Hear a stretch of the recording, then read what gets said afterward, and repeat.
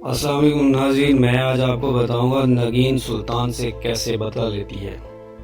नगीन जब ट्रेन पर सवार होने जाती है तो उसको मिलता है हारून।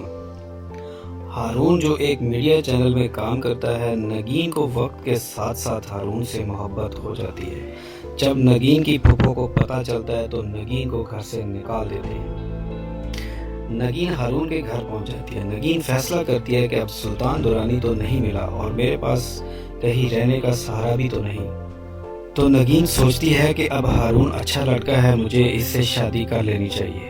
हारून से नगीन की शादी हो जाती है। एक दिन सुल्तान दुरानी नगीन के रास्ते में आ जाता है और सुल्तान दुरानी अपनी मोहब्बत का यकीन दिलाता है, मगर नगीन कहती है मुझे मोहब्बत है मगर अब मैं शादीशुदा हूँ। इस पर सुल्तान दुरानी को गुस्सा आता है।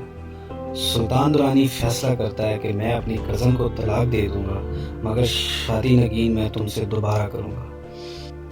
इस पर जब हारून को पता चलता है तो वो सुल्तान को मीडिया में जलील करने की पूरी कोशिश में लग जाता है। नगीन सुल्तान दुरानी का घर बर्बाद करने में कसर नहीं छोड़ती।